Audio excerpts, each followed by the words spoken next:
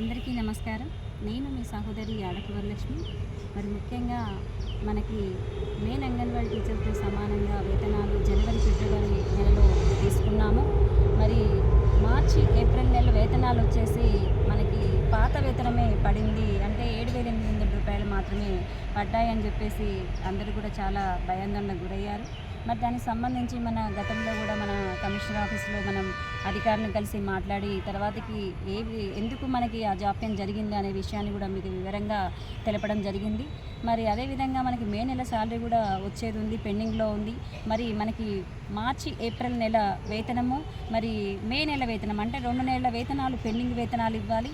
మరి మే నెల వేతనం పూర్తి వేతనం కూడా మాకు త్వరగా ఇవ్వాలని చెప్పేసి ఈరోజు మన మహిళా శిశు సంక్షేమ శాఖ కార్యాలయం నందు మన డైరెక్టర్ మేడం గారిని మరి మర్యాదపూర్వకంగా కలిసి మన సమస్యలను వివరించడం జరిగింది.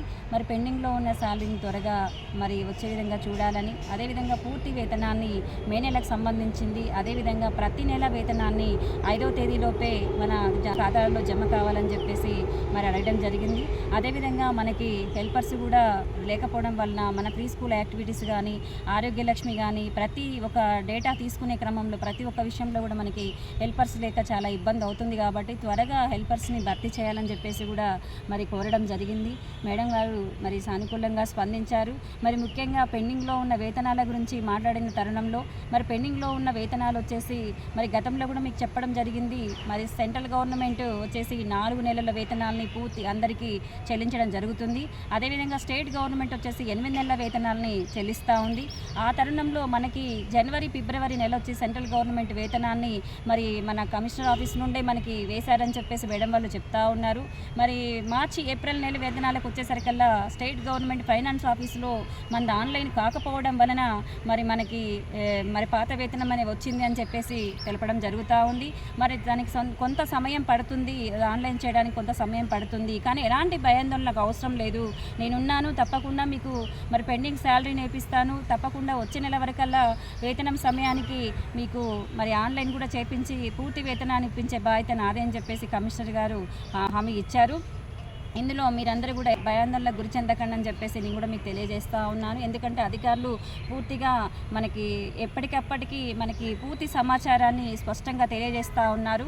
మరి మనకి కొంత సమయం పట్టేటట్టుగా కనబడతా ఉంది.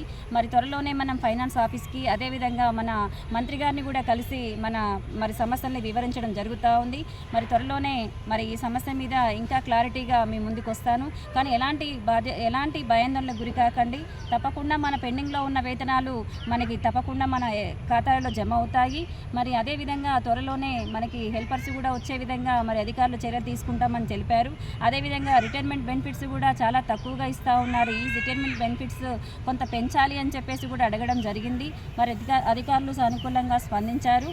ఇంకా వివిధ రకాలుగా మరి అంగన్వాడీలను ఒత్తిడి చేస్తూ వివిధ రకాల మోసపూరిత మాటలు తెలియజేస్తూ మరి వివిధ రకాలుగా అంగన్వాడీలను ఇంకా వాడుకునే ప్రయత్నాలు కొంతమంది చేస్తూ ఉన్నారు. దయచేసి ఎలాంటి మోసపూరిత మాటలు నమ్మొద్దు, మోసపోవద్దని మరి ఒక్కసారి తెలియజేస్తూ మరి మనకి తప్పకుండా న్యాయం జరుగుతుంది. అధికారులు తప్పకుండా మనకి సానుకూలంగా ఉన్నారని మరి ఒక్కసారి తెలియజేస్తూ ఉన్నాను.